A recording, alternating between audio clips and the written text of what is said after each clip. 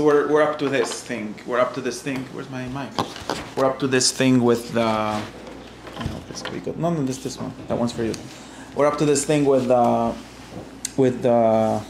soul, right? I organized it. If you'll see what I did with the text, you'll see how I think it has to be cut up and read.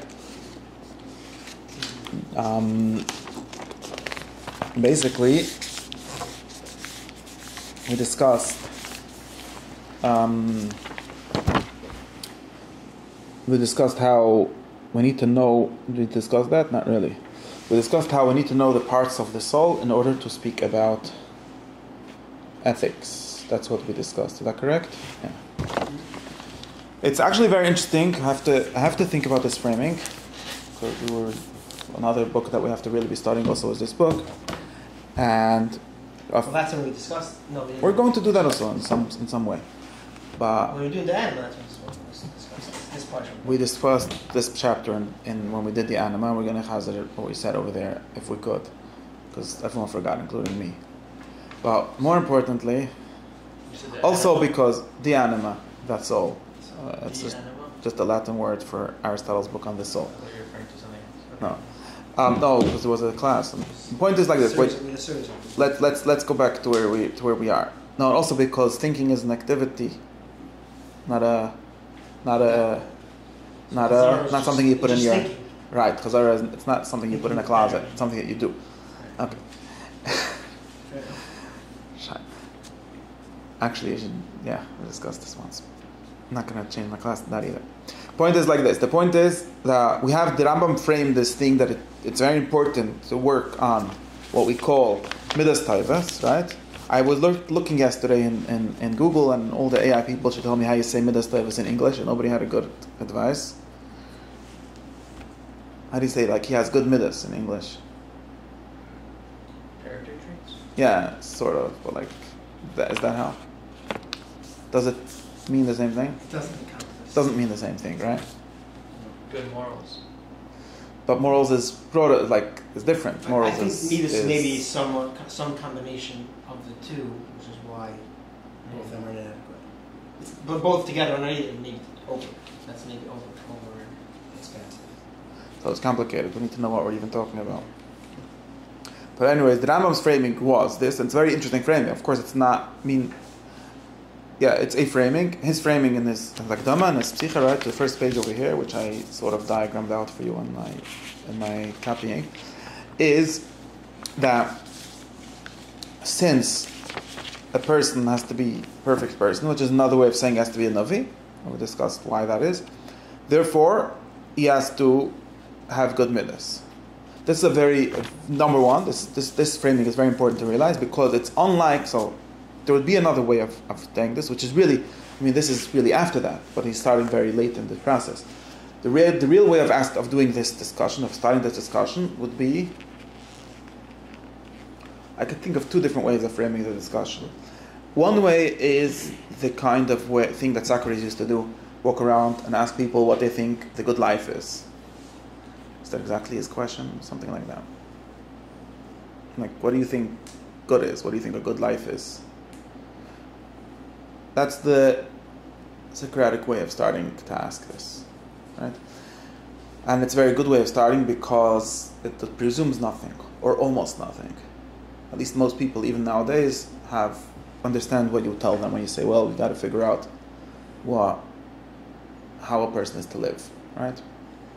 In the Mishnah, and it's actually interesting that the Mishnah, and in general, Mordechai Chazal, sometimes have this framing, like Rabbi Omer, and all the Mefarshim are like, what do you mean? It says a Torah, it says already. Right? Tzir and what did Rabbi Luzah, who was the one that said it? He told his students, right? Go and see what's a good way of living, right? Forgot exact. And each came with a different answer, right? This is like a very simple framing, and it's not a from framing, because it presumes that there's a question. And if you're from, like the basic thing of Frumkat is that there's no questions. But it's a very open framing, and it also makes it sort of hard to get anywhere from it because of being also open. But it's actually how Socrates and how Aristotle, in some sense, starts his inquiry. And we should also do that because otherwise everyone starts way too late and we don't know what it's about, right? Because sometimes, I'll explain what I mean. This framing is very important. The Rambam skips it absolutely, almost all over, actually all over, even in the one place where he does give the Aristotle's more or less line of argument for how he got to his answer. He starts also much more advanced in the process, which is I wanted to read it also in the Akdama of Peresh HaMishnah, where he gives what's known as Aristotle's function argument for how do we decide what a good person is. And the Rambam gives a version of that, but his version is almost explicitly theological. Actually, it is explicitly theological. And theological is, remember what theology means, what some Latin said, right? Theology is when you find the assumptions from the conclusions, right? And philosophy is when you try to get to the conclusions from the assumptions, right? But more than that, it's explicitly theological in that it says it starts with saying, this is the Rambam's framing. It starts with saying, since everything that God created has a purpose, we need to find the purpose of human beings. That is his framing, and of course it's very close to Aristotle's framing, but Aristotle doesn't start so theological, for sure not. Or so certain, right? We already know that everything has a purpose. We, like he even says this, we know the purpose of trees and the purpose of bugs and everything, we just don't know the purpose of humans, so we have to find out what it is. That is you could open it up, you could take away the theological framing and try to ask the question in a more simple way. But the Rambam doesn't do it. Right? He does it in a very knowing way, not in an asking way. Okay, so that's one important thing to notice, and it's important because, like I was saying, the from people, I don't know what this word is, have a problem with this, and they have a second problem because of them having this problem, which is that they therefore don't know what their answers are about. Right? Because that's even assuming that there are good answers. We have a Torah that tells us the good way of life and all of that. You still have to have the question what this is about, right? What the question that the answer is answering to is, right? Or in other words, of something like this. Someone can tell you, well, one way of saying this is like to say what genre or what category of questions, what discipline, right? What discipline does this belong to, right? So if I talk about, how animals work, everyone knows this belongs to the discipline of biology or something beyond, more complicated than that. Point is, you know the discipline, so you know, okay, and within this discipline just means a list of questions, right? Or certain questions that get asked. And then, in order to answer those questions, we have, people say, there's a Torah of psychology, but that's saying there's a discipline called psychology, which it's basically a set of questions, a set of fields of inquiry, right? Things that we want to know. And we have a specific answer. So then, if someone comes and claims to have the Torah of psychology, is what he's going to have to do, and what he's claiming to do, is to give us the Torah answers to the psychology questions, right? Make sense? And same thing for everything. At least if people say these kind of things, there's Torah science. Okay, so science is what gives you the questions, and we know what the questions are, and we know how we could judge it, whether it answers the questions correctly, and we could see if it does a good job of it. But even more basic than that, we know what we're talking about. Someone says, this is about telling you how many drops there need to be in a cloud for it to start raining. I know the question. I know what you're talking about, right?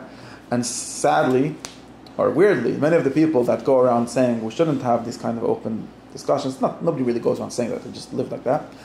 And not only do they not check if does it really answer the question correctly or things like that, there's a much bigger problem, which is that they have no idea what a Torah is about.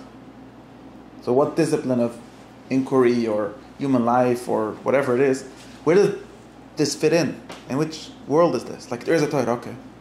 What was the question that you asked to make? What set of questions or what question was asked to have a Torah? Right? What is it about? What kind of a thing it is? Not what thing it is. I know what thing it is. It's that book. I have this list of laws and stuff. But what kind of thing it is, right? And if someone says, okay, it's a book of laws, so then he answered your question because he said there's such a thing called law. Now, which means that now, in order to know what Torah is, first I have to know what law is. And Torah is one specific kind of law, or the best law, or something like that. Makes sense? Yeah. And this is why the correct answer to what Torah is depends on what question you ask. And people like saying, okay, it has the answer to all the questions, maybe, but not anything. Or maybe there's some kind of discipline which is all the questions, but you have to define that one also.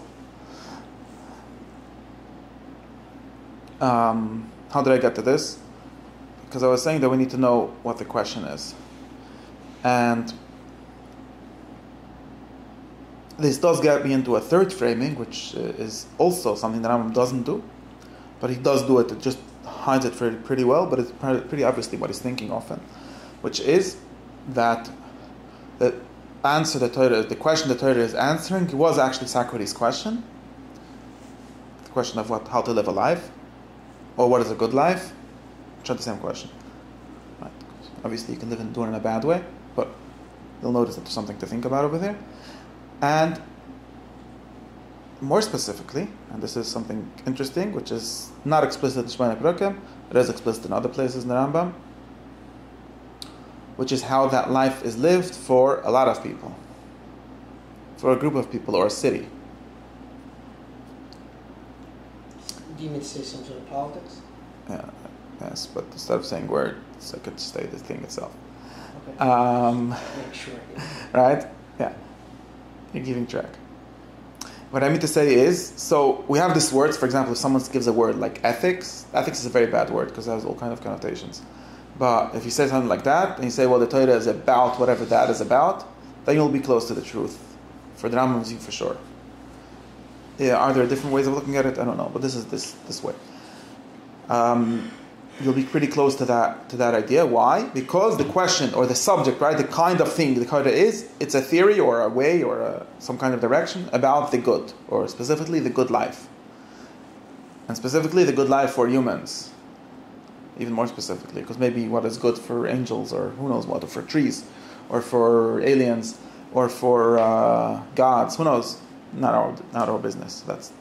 We already made it smaller, because someone could say, well, the good life is, I don't know, but maybe that's not good for humans. And even more specifically, this is where the problem becomes. There's an interesting point here, which is that you can ask the question for a human individual, if there is such a thing as a human individual, or you could ask it for a human group. And human groups have their ways of organizing themselves. In the ancient world, it's called a city. Maybe the city is not really the only organization level of humans, so it's a little bit complicated. But right, but corporate. What? Isn't the saying we shifted from well, we don't really live in cities anymore. So right, we live in corporations of different. We live in not financial corporations necessarily, but we live in a bunch of different levels of organization. But wasn't there an essay about like something the corporate man? I'm sure there's an essay. No, they tried to describe the shift from like going from like a polis. I don't know. Yeah, I'm sure there is. To different strategies of organization or something. But the point is more simply, the point is that it's one thing, and this is important also because here there's a very important thing. Like I said, the Rambam in here, for example, if you read Shomne Prakim, is mostly not talking about cities. Talks almost entirely about a human individual and like the best kind of life he can have, or the best perfection that he can have. But like him, and this seems to be the way he thinks, and now I'm thinking of in Perish Meshtais in general. But I'll get to this in a second why. But there's a reason why this is not the best way of asking the question. One reason is that humans are not actually individuals. Materially speaking, right? Individualism is a very spiritual theory, but materialistically, humans are not individuals, right?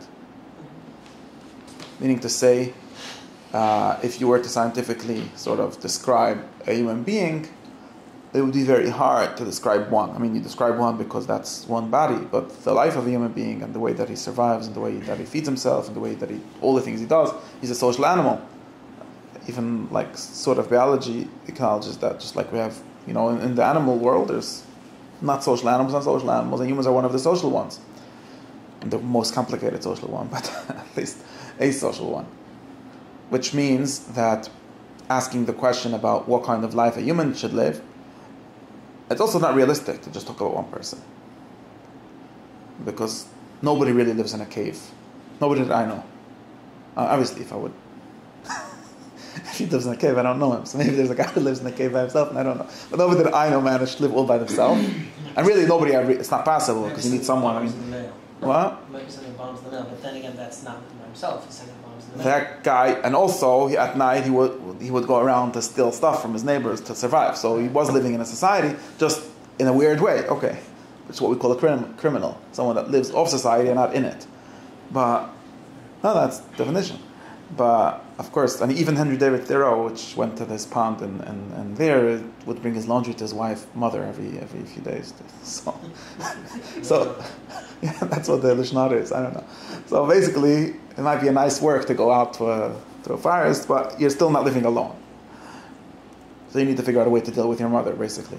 So dealing with your mother and in general with other humans is an important part, and therefore organizing the society in the way, or the correct organization of a society or whatever, the good for a human it's not really correct to speak about the good for a human as himself. We have to at least also talk about the good for humans as whichever level group you could think of. Now this becomes very complicated because maybe we have to think of all humans. In some sense, there's one society of all humans in a very light sense, like in the biosphere sense, like in the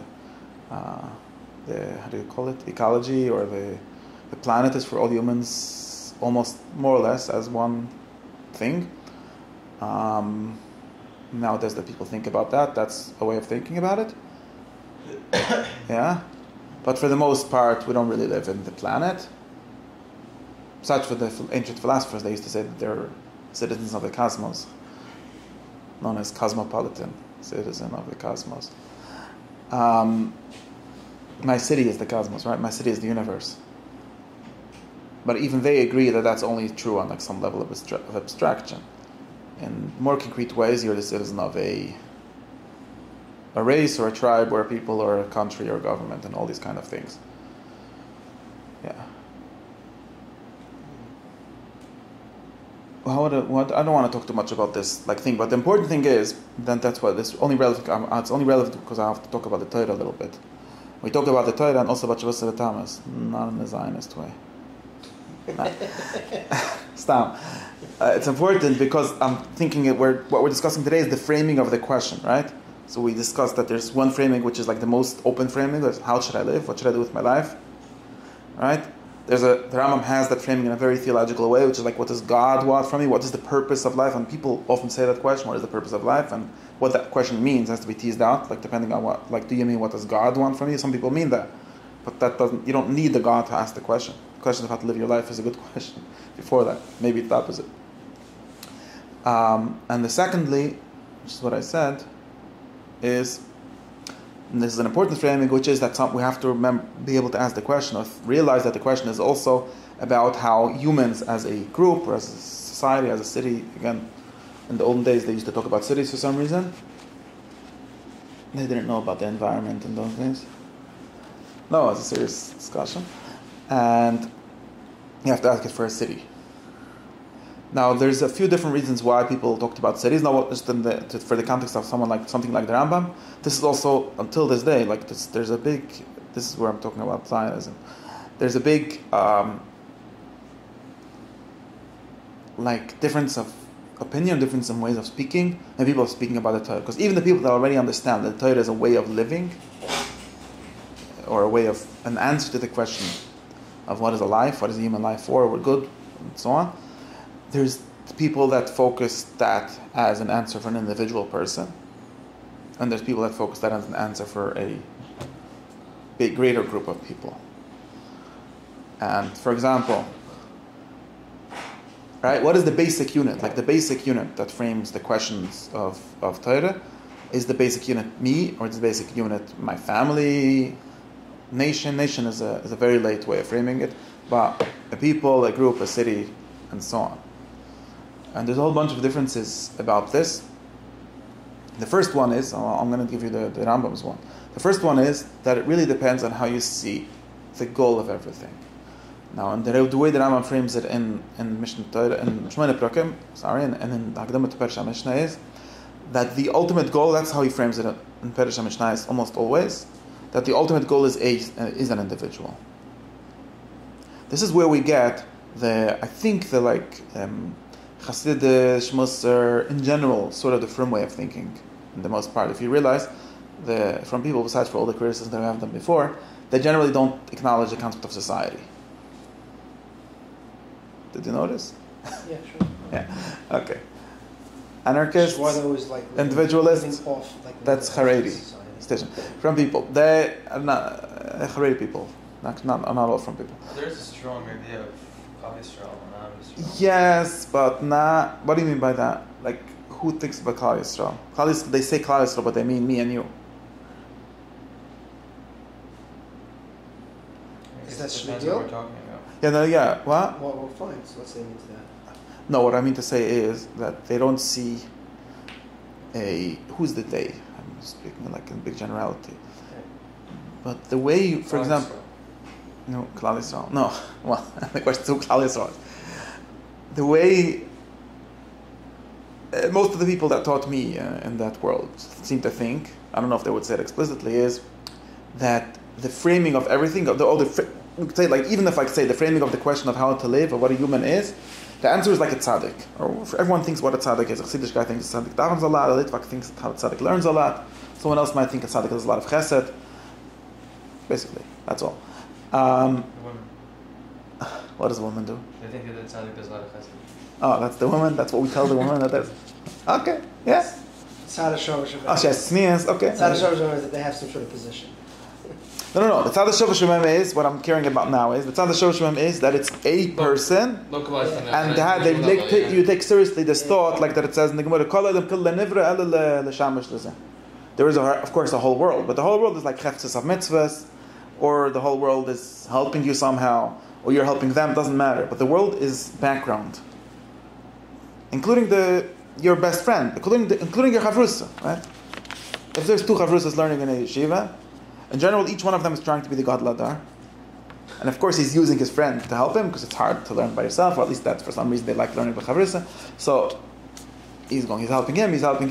But if you ask him what's going on here, he's not going to tell, well, there's a unit called the chavrusa learning. There's me learning with my chavrusa, and my chavrusa is learning with me. So we have a good deal. It works out if it works out.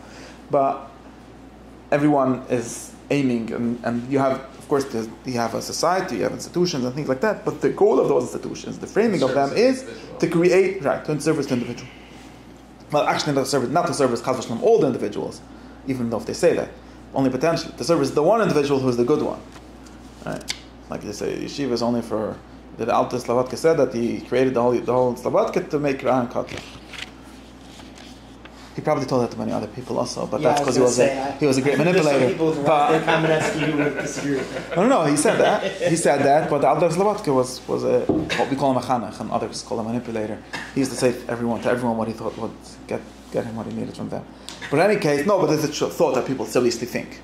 Like, okay, you need a yeshiva, but you need it really. There needs to be one.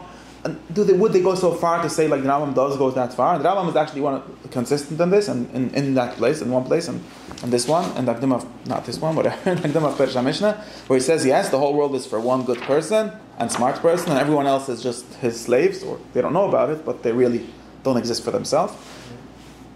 Would everyone agree to that language? I don't know, but they sort of do. They ultimately have some sort of. But ultimately, it makes sense to them. There's a big difference between saying that the whole world is for one great person and saying the whole world is for each great person. And each person. Why? Greatness is not whether or not they're great or not. Right? You can say there's individualism where everyone matters, and there's like an aristocratic. Right, it's the aristocratic one. Okay. Not aristocratic in the necessarily there must be one good And like the yeshivish world, or like the firm world has a problem where they have some egalitarianism to them, so they think that everyone could be the God Ladar. But they don't really believe that everyone is the God Ladar. That seems to be fronting for the fact that they have some sort of societal ideal as well. No, I think that they're trying to not lose. No, I think that they have. I think that they have like what he calls an aristocratic idea, or individual society serving individual way of thinking, but they have a certain modern egalitarianism where they say that we don't know we don't we don't have yeah, of course, after we figured out who is not. Once the but at least from the like educational system perspective, we don't know who is the good Ladar going to be. They pretend that really we know because it's the son-in-law of the old one. But but it's true. There is at least such an ideally. There is like whatever. The point is, we do have this ideal that everyone could be, but the point is, even that everyone, so it's like the like we don't yet know who is going to be the one. Or maybe there's more than one. It doesn't have to be like one, only one. Like if you're Brest, it only has to be one. Maybe there's more than one. Said it.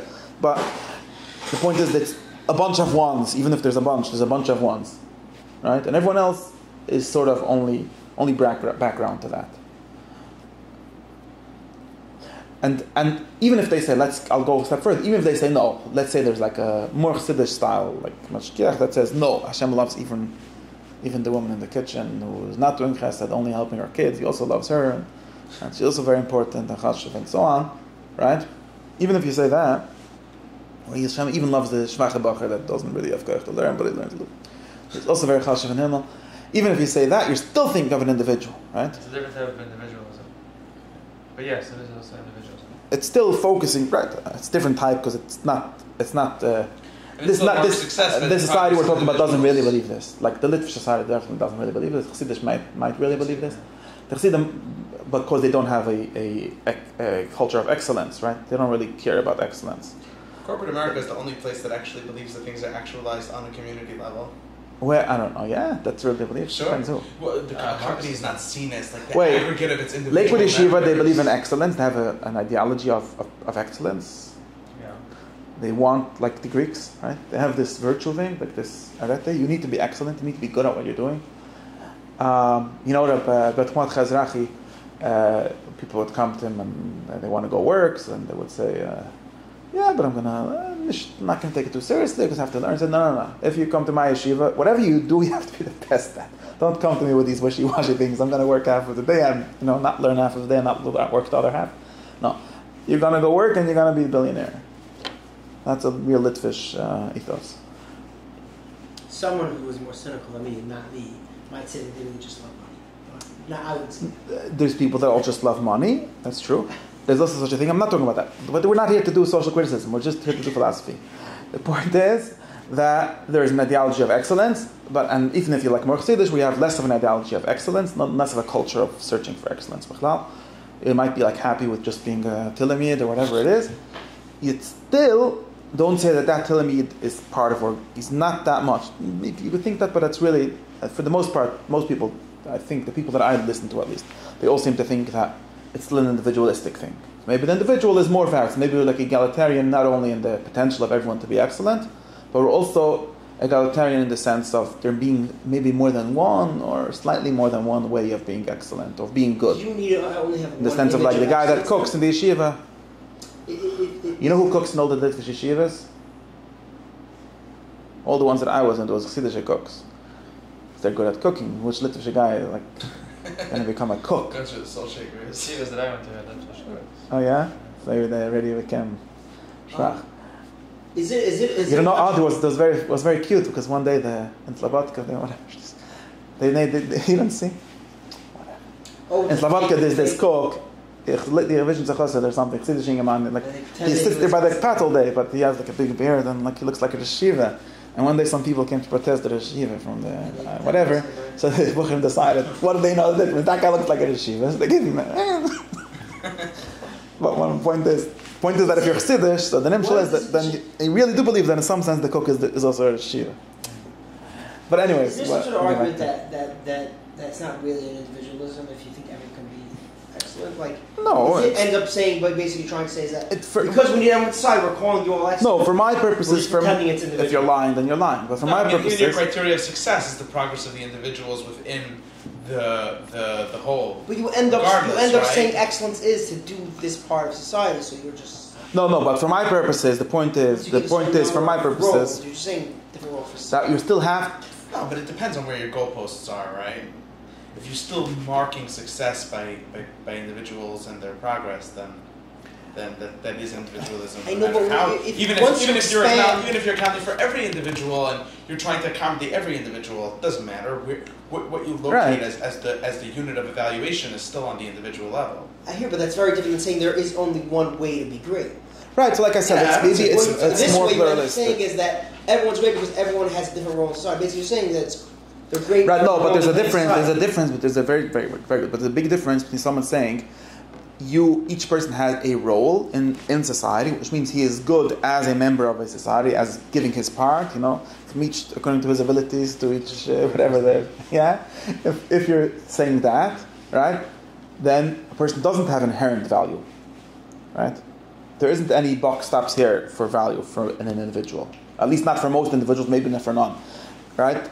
You're very useful, you're very important, you're useful and not important, something like that, right? Aristotle would say you're praised but not honored. Anyways, you're very important but not as yourself, as something else. In the moment you get caught, for example, if we throw you out and you're not the cook anymore, then you're nothing. You stop existing, right? You're in exile, you're not a person anymore. You're unpersoned. Versus if you have the chasidish way, that doesn't say that. They never say that a yid that's cut off from, if we throw you out, you lose your individual value. No, you'll have your own avodah, whatever. You'll find something else to do. There's something very. I get that they're trying to say that it's individualist. Very humanistic about it. If humanism means caring about a person as an end, like Kant said, No, I get that they're trying to paint it this way, but they ultimately are saying the reason why humanism means treating each individual human as an end and not as a means ever, then that's humanistic, yes. But once you say that... But you can have humanism that treats the group, and then it doesn't work. Once you say that the reason why you're excellent is because of your... Once you have... No, it's not because of your contribution to society. But that's what you're saying. Once you have 17... But it's a you're saying... But again, you could argue that that's what they're saying. But what they're saying is that you are very important for yourself, although you don't do maybe the best thing. Maybe we'll even agree that to be the Rebbe is a greater thing in some sense than being the Gabba. But the Gabba, since we need a Gabba, but not only since we need a Gabba. After that, it somehow turns into something where the Gabba is important by himself.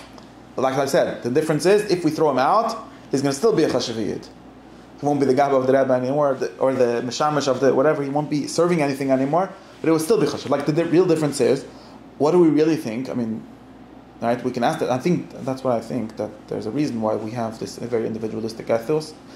Ethos not only because of people just living in the 21st century or the 18th century, or whatever it is, but also I think that if you read most Jewish texts, most Musar texts, most other texts that talk about Jewish ethics in the broadest sense, almost all of them tend to be individualistic in this way. Besides for some, the Rambam sometimes, not always, and other people sometimes. And the reason is because of exile. Because, like, the difference is something like this. If you read Chumash, like there are some people that claim this is the pshat, there is a concept of social death known as kuris. The Yechezkel says the best of Chashar and reasonable pshat. That what just means that you become a guy. A guy. Around a person. Excommunication, exactly. And then that's like a very bad thing. There's certain things that for some reason you get that. You're removed from this society, and you're irrelevant. What happens to you now? It's so bad because your soul is somehow bound up with this. No, that's a very individualistic theory we're talking about. Your soul. No, it's not. It's the opposite of individualistic. It's saying that you only exist in as much as you exist. If you say it like that, but we don't need a soul for that. I mean, that wouldn't be this whole theory is making it more. Your existence as this group. Maybe you could go become a different group or whatever. But as this group, your existence. The parameters of this group, and you're not in it. Yes, right, and so on, and therefore, according to that, for example, right, what's the din? Like, I literally want to ask this question. What's the din? There's Gemara and Rambam that actually ask this question. What is the din of a yid that lives by himself in? Well, nowadays we have this global village situation. It's complicated. But what is the din of a yid that lives by himself in Saudi Arabia? One yid. Is he even a yid? And how is he? And with what is he a yid? Doesn't there a parish in the Is that? Not exactly, but the Gemara has a category of becoming a guy in that way. Yes. The Rav said that and it says that the Gemara has a cat. People that live in Saudi Arabia. Well, not in Saudi Arabia, in Syria, wherever. And The last somewhere. Jew in Afghanistan. The last Jew in Afghanistan is not a Jew. If you have, well, of course, that's it, because we have this virtual community and it's complicated. But assuming that he's the last Jew and he's in Afghanistan, in a perfect sense, that guy is Taka, by the way. That's not. But anyway, but the last, the only right, the Jew that doesn't even have a family. Maybe if you have families, you have like the minimum viable level. I don't know. If you don't even have a family, you're just a bucher in somewhere, and you'll add, and even like a halacha question. You come and ask me if you could keep Shabbos.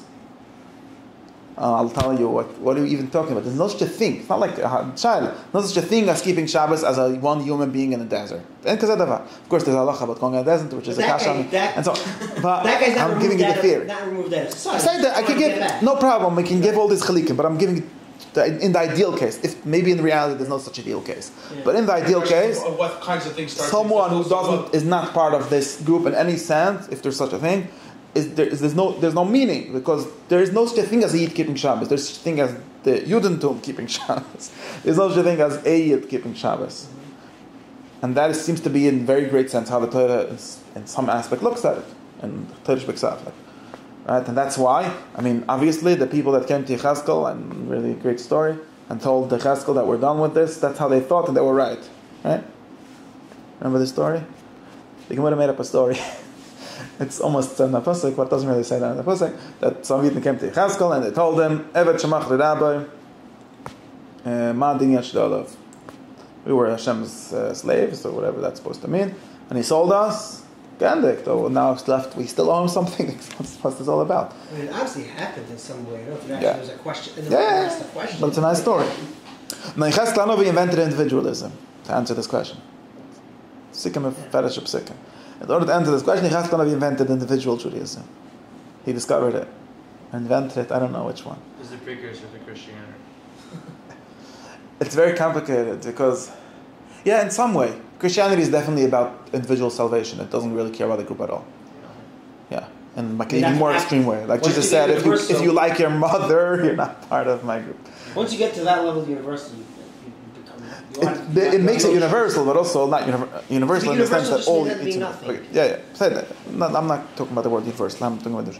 Yes, but in any case, I think that this is why, because Yechezkel Hanavi invented this thing that you could be a tzaddik by yourself, and he was like a tzaddik by himself, like a tzaddik in Sudan, and Bava, like you're the tzaddik, you know the truth, even though if nobody knows it. All these kind of things. Daniel Noach and Eve also in that story. They were Goyish tzaddikim. That's why.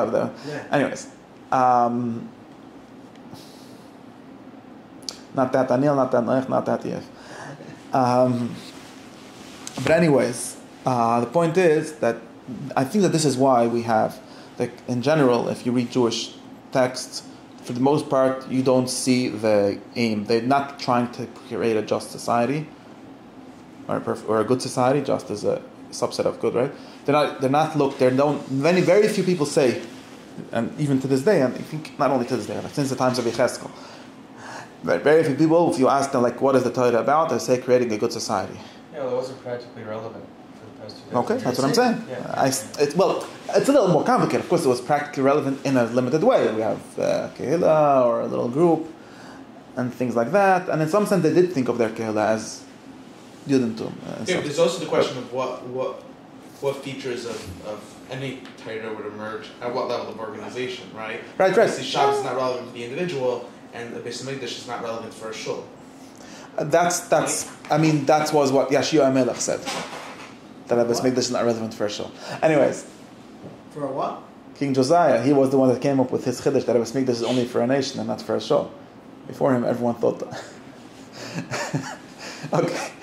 Yeah, point is, I understand, but I'm getting at the ethics, right? If you read, everyone's going to say, how do you become a better person? Nobody's going to say, how do you become a better family? How do you become a better people? Very few people talk about that, right? And I think at least one of the reasons, like you're saying, yes, it's practically, we tried that sort of, and we got smacked in the face. National level a little bit, no? National level, national level doesn't mean anything. I don't know what national level means. Right, it might not be a real category. But no, it's real in the imagination right? of the Jews. It's been real for a long time, but as a thing that we're working on, nobody was working on the Jewish people. Even in the United States, certain portions of the political communities have this idea of a great nation, right? I'm not saying Okay, that but that what does it maps make? What onto does it something, mean? But that kind of Yeah. language is used. I've heard the argument that the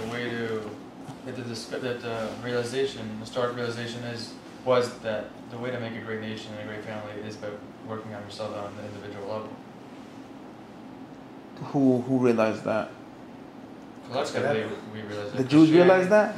First the Jews and the Christians. You I can say wonder. that you want. I hear. I mean, you can say that the precursor to that is being created in the image of God. You can also say the opposite and say that in order to have great people, Maybe. you should have a good society. Yeah, of course. But that we're only asking a sort of philosophical You can make question. an argument. It's a somewhat philosophical question, where like it's not necessarily making a difference. But yeah, nobody disagrees that. I mean, yes, and also I'll tell you what the difference. No, but so for example, if we know the Jews a little bit, right? We know some Jews, and they're actually very bad at creating good societies, although they're pretty good at creating good people. You're talking about anybody specifically? Yeah. A lot of people specifically. Talking about chasidish rabbis? Well, in general, People say like traditional Jews, in general, then this is actually true. Whoever they are, okay, anyone, all the people, well, there's all kinds of levels of traditionalists and stuff like that. But for the most part, the more traditionalists they are, the worse they are at society, and the better they are at individuals. And some, of course, by their value of what a good individual is, might not like that person, but what they think it is. They're kind of tzaddik. Isn't that correct? I just made this up. I don't know. That was going to make more Give me an individuals? example. Yeah. The example is something like this. I'll tell you the example. If you want to lend money to a young man in Lakewood, like a guy with a jacket and a hat, he probably will pay it back to you. There's a bigger chance of this I was told by people who are in the business, there's a much bigger chance of him paying it back to you than someone that is even, whatever, I'm not going to say this, I don't know. But anyways, than a bunch of other societies. Okay? But, on the other hand... Is that because he's a better person, or is that because you're part of the same society? No, he does it to a guy also. For the most part, unless there's a Rav that says that you're allowed to, maybe because he's afraid of coming in next Gilgal to pay you back. Doesn't matter why. The fact is that he has a certain honesty, personal honesty,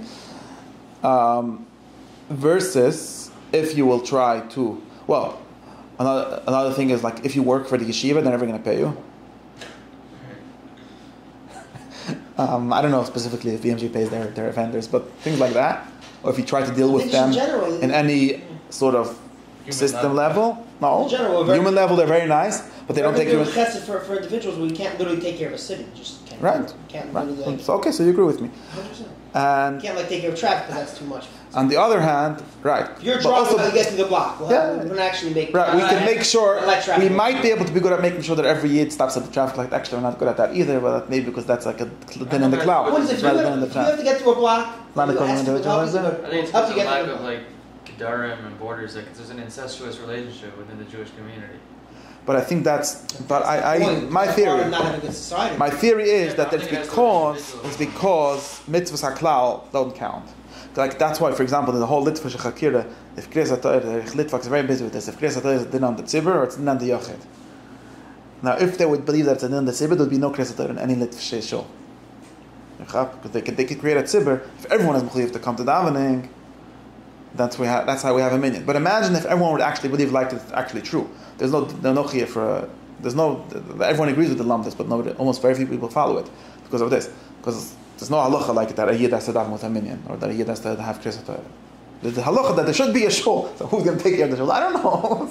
So there's a very complicated, right? Like Melchama is mitzvah. So the whole chakira is the Melchama din on the yochid. And in reality, the halacha, the kind of halacha we have, doesn't actually have tools to work with the chayvas tzibur.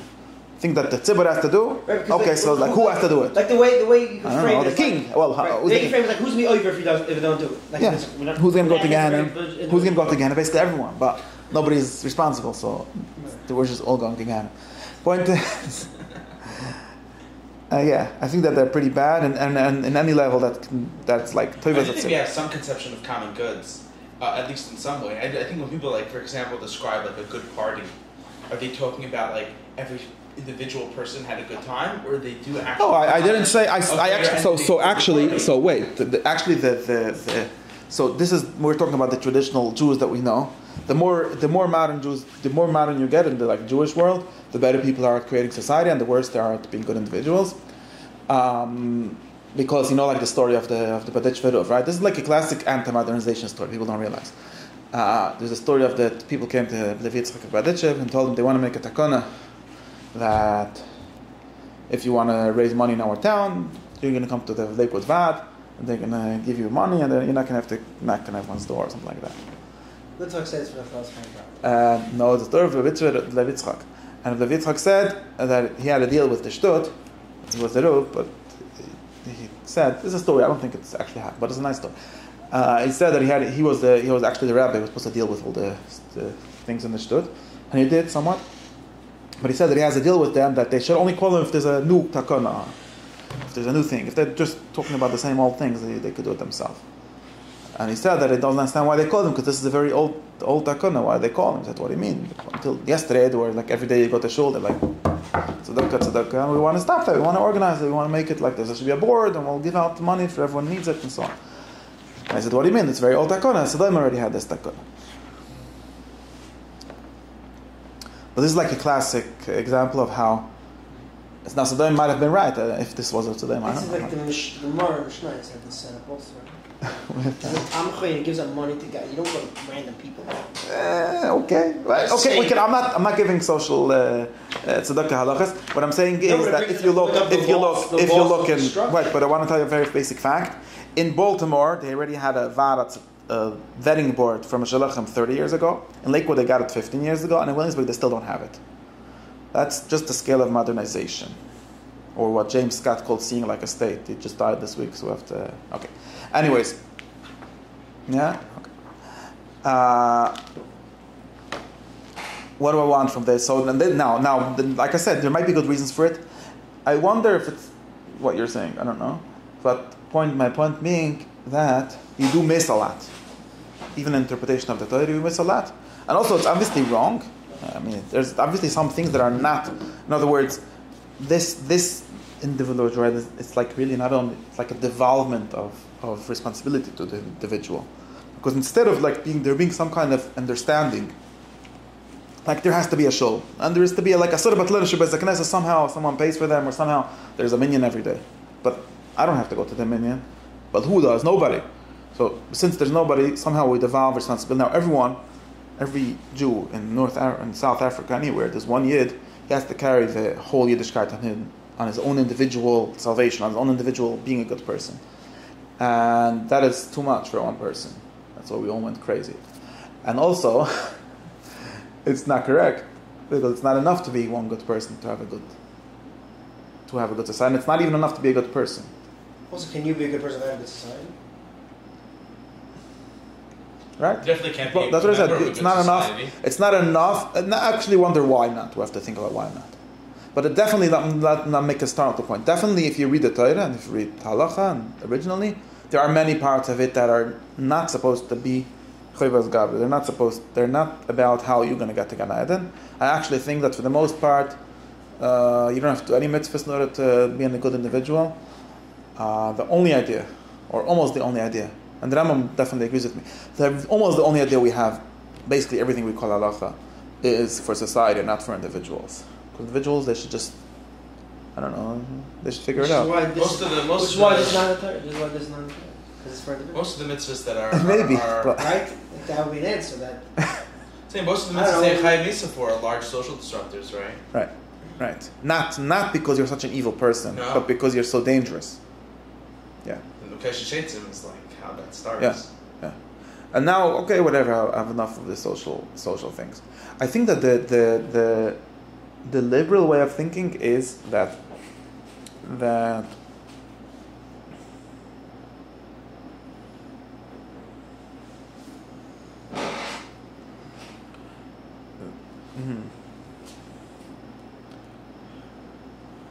A basic way to frame this, by the way, is like we always don't like other people's zoning. Let's say it's like, okay, so what's Jewish zoning? What does Jewish zoning look like? I'm with you about that.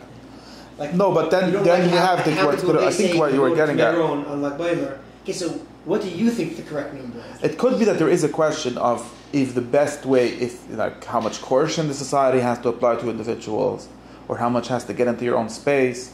I think that is a interesting question, and like it seems to me that right, because usually when people start talking about society, what they mean to say is they want to become a dictator, and that's why we have an aversion to this.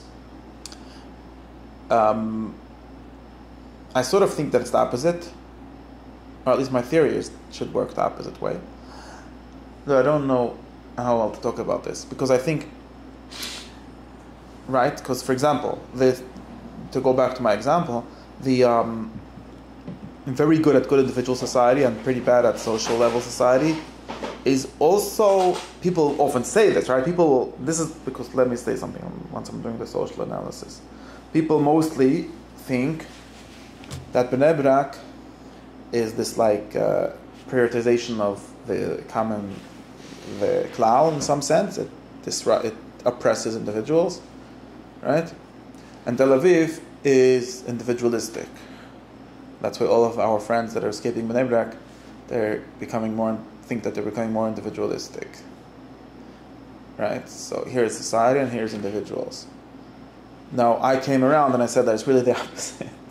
Theoretically, philosophically, Bnei Brak is the most anarchistic city in the world, almost. I mean, maybe Somalia comes close, but Haiti, I don't know, it's these places. But in some sense, Bnei Brak is the most individualistic, because the only thing blocking your neighbor from stealing all your property is his own relationship with God. There's no police; they don't exist. There's not even a police station in Bnei Brak. There literally isn't. Yeah, they used to be proud of this because we don't have any crime. Yeah, but there's an implicit social code. Okay, so that's. You get cursed if you go to your neighbors. You get cursed for a lot of little things. Yeah. I wonder. There is a lot of social things that are like. I actually think so. This depends also. I don't know. There's a lot of little silly social things that are sort of enforced in an informal way, but. But that's because there's no society. I don't know how to... Or maybe it's because of a bunch of anarchistic rechilis people, shiantes, that will ruin your life. Because if there would have been a society of laws, then just knowing something bad about someone doesn't ruin their life. But since we're not a society of laws, we're a society of gossipers, it's very easy to ruin someone's life. But it's all individuals doing it. There isn't actually any board of... Sometimes there is a board, but it's just a board of gossips. I don't know. This is just a theory. But the interesting part is... in the boards that we have. No, they're boards of gossips. Absolutely boards of gossips. All individuals. No, they're like the village... They're all just individuals. It's not... the town gossip that sometimes gets talked about in certain sociological things. Like the Lakewood Vav, that's just a formalization. Anyways. It's also a group of individuals, I'm saying. But also just a bunch of... But wait, what I'm trying to get at is something else. What I'm trying to get at is, so if everything... So in some sense, Bnei Brak, since their whole thing is on the individual. So because, now I think something like this, because I don't know, I'm using this as an example, but I think that happened to Judaism in the broader sense. Because we have inherited a bunch of things that are really about society. Like Lashon Hara, I don't know. Lashon Hara is not because you could say be a bad person by that, but just something destructive in the way that's destructive. Right? Things like that. But because we don't have any concept of obligation that is actual to the other person or is actually in between the people, so we need to become very oppressive of the individuals. Or oppressive just in the very basic, in the literal sense. Like there's a lot hanging, a lot laying on each person. Like all the four chalak HaMashulchan Aruch, which is this is a good example, right? There's no society in the world that I know of, and sometimes I speak of this in a good way. There's no other society in the world that sort of has this ideal even, that each person should know all the laws in order to follow all the laws. I don't know of any society in the world that does this. That's literally a law that you don't have. It's not an excuse to not know the law. There is such a law. It's also not. There's not really such a law. In other words, no, but it's complicated. Not that they have to learn the laws. They just don't think. But they don't think you have to know it. Yeah. But they are going to punish you for it. Whatever. But the point is, how late of a chasidish is that every person? Talmud Torah. Well, at least from the times of Yechezkel. No, it's not the same sort of Talmud Torah that we have today. Yeah, you read the. I mean, again, we have today is a lot of things, but I do think that since the Second Talmud period we have this. The ideal of people needing to learn all the laws, like all 613 or whatever big number of them there is I don't know if it's from the times of the Melech, but it's from Chazal had it, obviously, maybe from the same Yechezkel. I don't know exactly. And it could be that there's levels of this. It could be that this was just a few elite that really thought that, and everyone. I don't know. But I'm just saying, again, I'm talking about what I know. Like, since the times of the Rishonim, we have this. Again, and ideally, everyone really knows. Like, I was reading the Yechezkel, which was written by a student of Trim, right? I think. Yechezkel is like this diary of a Gabba, like not a very bright guy, that we just wrote down whatever the Rebbe and the Ruv over there told him. I think it was a Trim Sedeshin. He was a huge genius. And he writes in Zagdama that a few times he asked the Rebbe something, and he was like, "What's a pusik?" He was like, "Where's the pusik?" "I don't know, let's try to look for it." So he took out a siddur and he started looking for it, if we could find it. And he's like, "Oh, even the Gerois that I wouldn't don't know everything. Like, I feel good." Like, not everyone has to know all the halachas. What do you want from us? But there is this like impossible ideal of everyone knowing or carrying on himself the obligation of all the laws. No society really thinks that. No, every society understands there's people that their job to know the law, and they're also going to enforce the law on everyone in some way. Like we say, we're going to enforce it, we're going to have police. We're going to, maybe some part of the enforcement is education. I'm not saying that there's no education. Everyone thinks there has to be education. But very few people actually have put everything on education, and mostly it's because we have no enforcement. We basically have no enforcement mechanism since the Sanhedrin stopped existing for a very long time. Maybe that's when Talmud Torah became its perfect. I don't know. But since we have no real communal enforcement, like we did have excommunication for a long time until liberalism stopped that also. So Judaism sort of survived on literal shunning for a long time, and it was stopped by Moshe Mendelssohn. Literally wrote this like articles against Chayrim. I think it was stopped.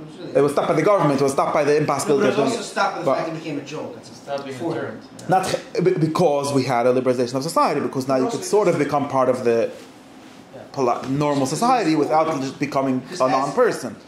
Because the government started recognizing the concept of humans. Wasn't it also overused? Wasn't that point that there wasn't the person who wasn't the chayim? That's a joke. The real reason it stopped working is because you could, firstly, because the Chassidim ruined it, because you could always go to the Chassidim, and if not this Rebbe, you go to the next Rebbe. But nobody can throw you out because there's nowhere to go to the next place. So, and the government has some sort of protect. Like if you lived in the Middle Ages, you could be a Christian or you could be a Jew, but you can't be a person. There's no category of a person, right? That's why Yirmiyahu Yuval and all these lights like talking about Spinoza as the first human being. Who was the first guy asking who you are? He says, "I'm a guy. I'm a person." He's the first secular Jew, but the first person, and he talked about this like human rights and political rights as people. Okay, so that's ruined the possibility of that. So now, even more, we have to have a Judaism that's enforced only by people on themselves. So it becomes very, very oppressive to the people. But it's actually a weird thing to call this collectivism. It's sort of the opposite of collectivism. Just like by this weird route, it becomes extremely. You could say it doesn't allow for self-expression because. This is how I think of this. Actually, this is really how I socially look at it. I think like this: conformism needs to be. Every society has some level of conformism, and that's enforced. But I don't have to enforce it on myself. That's a very weird thing to do. I'm not a bad person in any real way by not conforming for things that are not relevant, right? If there's someone that wants to enforce it, let him do it. And who is that? Some fuzzy definition of society, right? So, in other words, if I decide to wear, if you're in a society that has some sort of dress code, which most societies do, and you're going to ignore it, people are going to laugh at you. You wear silly colored dresses, like someone mentioned at the beginning of the show. But actually, but also people are laughing at you. But that's all. But you're going to pay the price for being weird. Actually, if you live in America or anywhere that I've met, the police are also going to harass you and stuff like that. But you could prove that in America, if you could prove that they arrest you because of your funny clothing, they're going to have to stop in some sense. I'm not sure how well that works. Point is, theoretically, they're going to have the state is not going to be able to bother you for that. But in reality, they do. But anyways, I've tried it out. Don't ask me how I know. Point is. Yeah, there's a lot of whatever. It doesn't matter. If you go to the airport and you don't look like you belong to a certain group, you're gonna get stopped. Nothing's gonna happen if you're not really a terrorist. Nothing's gonna happen, but you're gonna be harassed. It's not really true that you don't get harassed for being weird. You do get harassed for being weird. Any case, what I'm saying is, but this enforcement isn't something that the person has to enforce on himself ever. And at some point, like, okay, so punish me. So if you, to the extent that the society is ready to like somehow have explicit punishments for stepping out of the line, so they'll do it and so on. I think that what how's it called? What happened in the places that wanted to have a level of social cohesion, but didn't have the external enforcement mechanisms for that, is that they deputized each individual on the entire social cohesion. And now they really think you're a bad person for not having the right clothing. Because the only thing that can make you have the right clothing is being a good person or a bad person. And that's how it becomes like, you end up with sort of the short end of the thing on both sides. That's my theory. But maybe just a fantasy that I have. What? So we're in agreement. What? That what? We're in agreement with Zionism. What's Zionism got to do? Anyways, this is my fantasy. Anyways, why am I saying all of this? I don't know. There's nothing to do with what I wanted to talk about class. This is what happens when this is what goes. What? Back to the thing, right? So there could be social things that should be enforced by the social whoever enforcers. It should never be enforced by the individual and should never be claimed. That's why, like, chayvus tzibur can't become a chayvus yichid, and if it does, then that's very oppressive and it's actually very destructive, because it's even destructive to the declared goals of that society, because they think that their ideal is the perfection of an individual. But you can't become a good individual by just being a conformist. There's no such a thing. So they're destroying themselves by this whole dreidel that I described in a very convoluted way for some reason. I think it's reality that's convoluted. But in some sense, the same thing happens in sort of the open world, where in an explicit way, but something similar happens here. In an explicit way, the society, so-called, or the state, says it's not responsible for you being a good person. It's only responsible for, well, it doesn't claim. It does say it's going to be responsible for forcing anyone that's going to step out of whichever line they decide is a line. Maybe it's a much broader line. But whatever the line is that's going to break society apart, the state is going to be responsible for that. And there's machlokes where that line is, but the agreement of all the, basically everyone in the West agrees that the government's job is not to make you a good person, but it's only to make you a good person in a very general way. Say something like that. Yeah, exactly. It's a very hard thing to define, but the point is that everyone sort of agrees to that, and then what happens is that you end up, again, if you have any specific society or anything more specific than that, which everyone does, nobody really believes that that's enough to be a good person, is to be someone that's not get put in jail.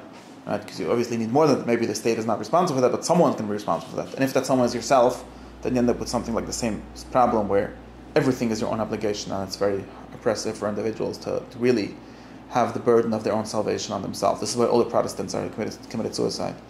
Anyways, quick turn. But no, the Calvinist work ethics, where you become very hard on yourself because of this, because there's no priest that's going to take away your avodas ever. So it's all your responsibility. And this is also why you have cancel culture. Okay, anyways, all right, it makes sense. So we have to figure. This is why I sort of think that. So you see, for example, something like this, So I think that if we would this is just a theory, because the world doesn't really run on these kind of theories, but the theory is that it's important to have both. It's important to have both. We need to acknowledge that most of the laws that we nowadays incorporate against individuals, right, and nowadays say that it's an obligation on you, are not really an obligation of you. You're not mechiv to keep Shabbos, forget it. Why would I be mechiv to keep Shabbos? What kind of nonsense is that? I am obligated for my own perfection, 100%. Nobody's responsible for my own perfection besides for myself. But what's keeping Shabbos got to do with that? I'm pretty sure there are many good people in the world that don't keep Shabbos and never heard of Shabbos. Did I meet them? I don't know. I didn't meet the ones that do keep Shabbos not perfect either. But why not? Obviously, right? It's very dumb to think that you only become a good person by keeping Shabbos. Although Shabbos is one of the more reasonable things. And there's nothing to do with individualism. That's just a question about Shabbos. No, Because wait, but if I can easily say that. No, I'm saying I can't easily say that the V'shamri, what does it say in the Torah? V'shamri b'nai Yisrael as a Shabbos. The Jewish people should keep Shabbos. That makes sense. I think it makes sense that Shabbos helps society. Yeah, of course. Shabbos is a social thing. Yeah, of course, it's society. Well, does it have to be Shabbos and not Sunday? That's a detail, but. And the way Shabbos is kept. Besides, all these details are details, but the idea of Shabbos that it's a social thing, of course, and it helps. Like the Torah says, it helps that your slaves should have a day off, and it helps that there should be some kind of. Why? Because they pretend that it's a social thing and not a religious thing. That's legal. I didn't know. They're still legal. They still have. I know. I didn't know why. The laws that you can't open stores on Sunday. Interesting. It's for society. And in Tel Aviv there was this machlok. It's like it's very weird that the leftists who are always imposing their preferences on the rest of society are pro-capitalism when it comes to opening stores on Shabbos, and real communists should be against it. Now there's no real communists left, so it's not relevant. But when they, like in Israel, they had all the cities have these laws against opening stores, most stores on Shabbos, but the real communists are pro those laws because we should never really work. No, the point is that it's supposed to help the workers because they have otherwise a low-level worker gets no days off. Mm-hmm. That's literally there's a 5-day work. Anyway, so yeah, of course, but that's just like a total social, communist interpretation of Shabbos.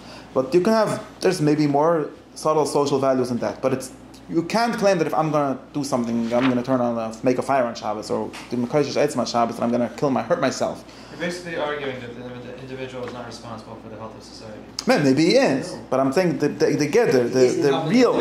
Doesn't mean maybe I'm just saying that it's wrong. I'm thinking about the truth. It's wrong if you go around saying, if someone comes and tells me that you have to keep Shabbos in order to be a good person, maybe you have to. Maybe secondhand, yes, because you can't break society. And if you're in society that keeps Shabbos, you should keep Shabbos. You could do that. You could have it secondhand that way. Okay. I don't disagree with that. Again, then we have to figure out the details of that. But I don't think it would be correct to say, again, Shabbos is actually a little complicated, but that point is just an example. Like you said, there's so many things, like Shabbos has also a whole shelf of books to talk about. So, anyways, but just as an example. It's actually, all I'm saying is that the interpretation that we're taught, where Judaism is always for the individual, is wrong. It's wrong textually because it doesn't say in the Torah "V'shamar kol ishes haShabbos." Sometimes it does, right? Especially Leviticus likes doing personal obligations, but it doesn't always not really. It doesn't matter. Doesn't matter. Point is, this is just for the people that are keeping track with Yechezkel. Anyway, the point is that it says the Jewish people should keep Shabbos. Or something Pesach, right? That's an even better example, right? Because Pesach is obviously something about the people of course we have chasidish people trying to make it individual. Every Yid went out of Mitzrayim, you're Neshama, okay, nice Torah. But it's not really what happened, right? Of course all the individuals also went out, but it's the national story, right? And if you don't keep Pesach, you're a shtickle guy, you get good at stuff because of that, right? Because you don't celebrate the 4th of July, so you're not acknowledging yourself as being part of the independent United States. But you're not a bad person. You could be a good French, good British guy. That's the other side of it. It's not. Does an individual in general have an obligation to sort of not break society? Of course. But that's like a general. Like if I would, again, the nafkamina is if I hide it to my own. If nobody sees, then what happens? Okay. Anyways, that's true. That's why we have a category of Mechal Shabbos B'Farhesia, which is not. People think that it's a category of knowing because we know that you're Mechal Shabbos. That's not true. Because and there's actually halacha, I have many proofs from halacha about this, that what you do in your, I once had a teacher, they used to say that halacha doesn't care what you do in your own damas. So right away all the chacham would ask, okay, so what does the Rebbe do when nobody sees? And he would say, well, if I would tell you, it wouldn't be private anymore. Anyways. There's like a word that says that you're going to go to a beer or go somewhere else. Yeah, but that's right, because they're acknowledging that there's at least, that's a very important part. Maybe there's also going to hurt yourself, but at least don't. Right. There's many things like this, but the point is that also I don't care about what I'm trying to get is the philosophy, the justification of it. I think that we're putting if you miss this part, you miss a great part of what's going on. And also, it's true that you need to care about the question of ethics is also a question of how to get a good society. Whatever your theory is, you have to have an answer to that. And since the Torah is trying to answer that question, and maybe even more than it's trying to answer the individual question, or maybe less, I don't know. But it's definitely important to realize that many of these things are just about the social level, the political level, not about the individual level. Now, what is individual obligations to the collective, that's another question. But I'm just trying to explain the theory, and that's why the Beis Mikdash was destroyed. Right? You know this title already. The second temple was destroyed because of this mistake. It says in the Gemara. Because they thought that Judaism, since Yechezkel told them this, but Yechezkel wasn't Buddhist. But when they came back, they never realized to turn back on the collective thing. And therefore, everyone was saying that they're the frum ones, they're the representatives of the true, they're the ones that are going to Gan Eden. But they forgot that in order to win the Roman legions, you also have to have a society on this earth. Or not to start up, because it was a stupid idea to start up. Whatever it is, that's what Chazal said. Mikdash rishim b'nei because they were bad people. Okay, so God punished them. We get that part.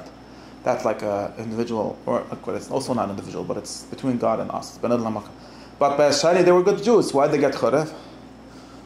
Because they were very nice people individually, but they didn't figure out how to work collectively together. And if you don't work collectively together, then you get destroyed, not because God hates that so much. You see, this is the weirdest thing when you come to a chasidish shir and they say, this picture was destroyed about schina, because Hashem loves the Yidden love each other, and therefore we have to start loving each other. And like I saw someone giving a whole shmis, I was very mad. Certain tzaddik give a whole shmis, they have to love every Yid, but chas v'shalom, you shouldn't be his friend. I didn't mean that. Because he's a bad influence. You should love him. So what is that? What do you mean? How are you going to win the war then? Like that's how you win the war. You're saying, I'm saying, what do you even mean? I'm loving him. Like, what does it even mean? No, it's tension. This is whatever, but we don't talk about it like. Not the point. Love him at a careful distance. It's so funny. Like, no, but what does this love consist of now? Nothing. So, anyways, but that's one thing. And secondly, it's not true. The problem with sin is not that God hates it. God hates it, of course, because it destroys things. But the problem with it is that it physically destroys societies. And that's what Chazal say, that in the times of David HaMelech, where they were very frum, but they couldn't figure out how to work together, because everyone was backstabbing the other guy. What's known as Lashon Hara, but backstabbing is a better definition. Then they lost their wars. But when Achav, who was supposedly a bad guy because he worshipped the wrong gods and stuff like that, or also the wrong gods, and he won his wars. Why did he win his wars? Because he was smart enough to literally make a coalition with the king of Yehuda.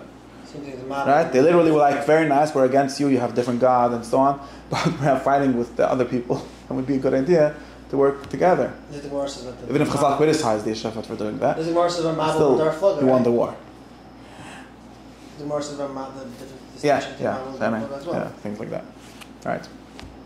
They very much, and this is the Rambam's language has language for this, and the point is that it's very important. You could even say that there's a whole bunch of mitzvahs whose real goal is to create the anti-Sinaskanam situation. But sadly, it became the opposite. Like, for example, Sheikh, why am I giving these drushes now?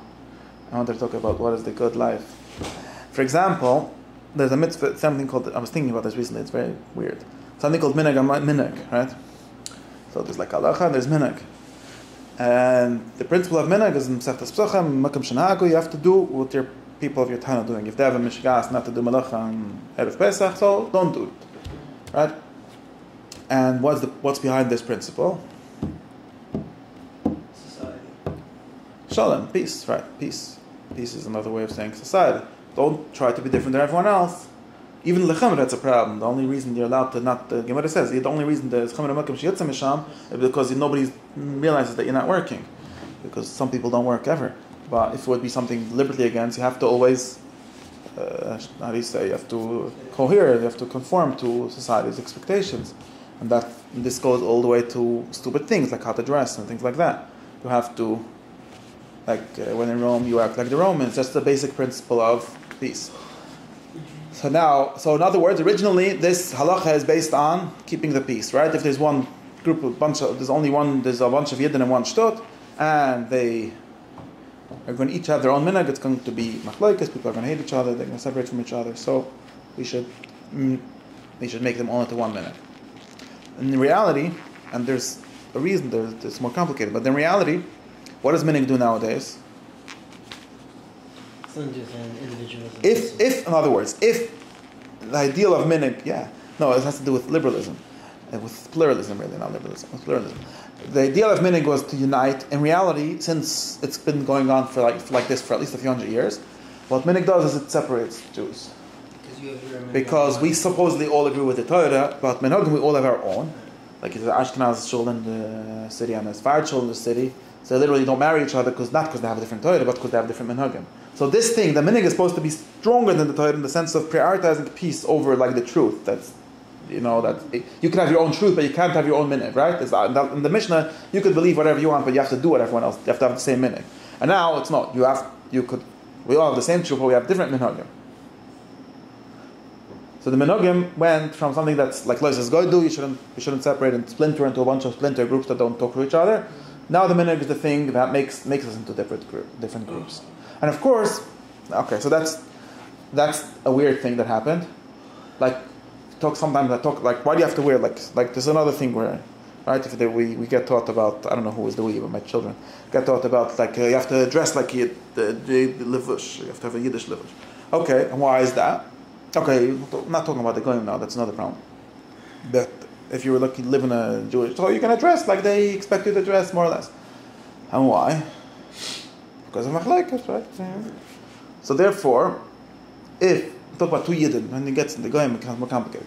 But if you, for example, if you're a litvish guy that goes to chasidish yeshiva, you should put on a shtramel, right? Basic human manners. Don't stand out, right? Don't be weird. Or if you're a chasidish guy that goes to litvish, if you move to Lakewood, then you should take off your shtramel, because nobody wears a shtramel here. You're gonna be weird. Did anyone do that yet? Chabad's is another thing that they purposely don't even become Chabad. That's not the Chabad's that are insisting on this. That's the shtramels that are insisting on this. Whatever, right? Because in other words, the reason for the minhag is that we should be together with everyone, and now you made the effect so holy that it's causing you to be separate from everyone. It's very weird. Never understood this.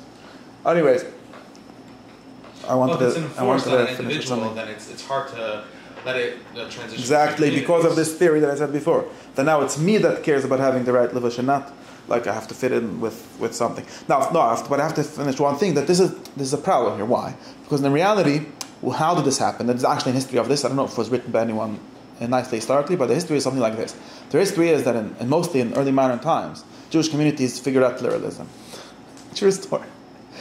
Meaning, the Mishnah really has not in this sense. And there's an actual history about this. Was just Chuvas written about this and so on. And the history is something that people figured out that okay, maybe in the medieval times when you came to a new city, they forced you to put on whatever dress and whatever minhagim in best because they were like monolithic. Everyone has to be the same kind of joy with me. And now we're smarter than that. It doesn't bother me. I'm gonna be happy with you. I'll be your friend, even if you have a different nusach. Who cares which nusach you daven? Nahar v'pashta, right? They have this slogan. Everyone has their own thing. As long as it's a minhag, if it's halacha, maybe it's more complicated. But as long as it's a minhag, everyone should do their own thing. They're still going to be Jews, and it's all fine. So in a certain sense, like this is like an advancement. Before, people were stupid. They would make a fight with you. Realize this is what the achronim are claiming. I'm not the one. They claim this is a very serious development in Jewish history. Very serious development that says the Rishonim, the Mishnah was stupid people. They would make a fight with you. They would not be mishalach with you because you did malacha on Erev Pesach. Stupid people. Who cares? He has his minhag. Let him do his minhag. What do you want from his life? And that's what happened. That's what we have now. We literally have shtiblach where everyone can have their own nisach and have their own story and their own thing, and nobody cares. And that is this is the basic theory of separation of church and state. I could still be your friend without needing you to be the same as me. Multiculturalism. Yeah, multiculturalism was a very ancient not ancient, it's the early modern Jewish invention. In this sense. The problem is, what's the bayah? I don't know. I think that... Make a good society, getting back to your thing of not the problem is, I get back to the things that I know. It's very hard to talk about general things that I don't know. Back to things that I know, theory has actually not worked. Because the theory that says, I'm going to be your friend, even if you daven the wrong nesach, is only halfway true. In the reality, people don't actually marry the people that have the wrong nesach. Of course they say it's not because I hate you, but basically that's, again, it's like I love you from without being your friend. That's useless.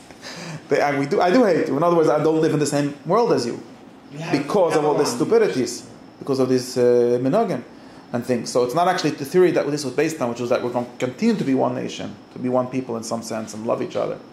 which I think that if there's one thing that's called loving each other for, like, if there's one thing, like Judaism is a big family, and schism in Yiddishkeit only has one meaning, right? What's a schism? In Christianity, you're a schism if you don't hold that you're in communion with the other church and like you don't recognize their baptisms and stuff. And Judaism, that happened much later. Original Jewish schism is there's only one way to do a real Jewish schism. You know what it is? Not marrying each other. This is why the only Jewish schisms that ever worked were the ones that were stopping to marry each other. That's why the Bedivumist talks about Bashar al-Basil saving themselves from this kind of problem. But the Tzaddikim actually had this problem. If you want to be a Heilige Sephardi guy in Lakewood, you need to put on a hat and jacket. Okay, so they do very good. So the Sfardis, actually, the Sfardis. No, that's from a previous book. When you put on the hat, sure. Some sense. More, a little bit more on the margins, but okay, it doesn't really do this. Anyways, but since the ones that live in Queens, by the way, my point is that the Bukharian ones that wear the colorful thingies by the wedding, they don't marry the Chafetz Chaim people and vice versa. That doesn't happen. Okay, so it's interesting. The Sfardis people in general hold like me. Like Rav Vadia had this big thing that everyone should do the same halacha and the same, and he actually would have wanted Ashkenazi to do it too. He didn't really only want it; he was just stuck. And because for this logic, because he said we are one people, we have to have one roof. I'm the Rav Rashi. Let me try. People are very mad at him for not being pluralistic in this sense, but this is actually the basic tradition of minhag, and that's why, it's in like the Sfardis in general, when they came to a new community, they changed to that litvish and so on. Most normal people did. It's only a few chassidim and litvaks that got stuck on their whatever. But anyways, so that's the very weird thing. So it turns out that this beautiful theory of we're going to have separate minhagim in the same community has actually, if there's any theory that was ever disproven, it was this one, because people literally don't marry each other. Of course, they don't think we're not allowed to, but they actually don't. Who cares if you think that theoretically you're allowed to? That doesn't help anyone. So therefore, in order to do tshuva, we're going to start marrying people from... That's why I married a Sephardi girl. My wife's a little bit Heinish. What? My wife's a little bit Heinish. Who? My wife's a little bit Yeah. slightly. Sure. So... My wife's from Queens. I win. Anyways, and that's in order so that we should also be to this thing of having a societal thing. Okay. Have a... Speak a stitch of Yiddish. Anyone close.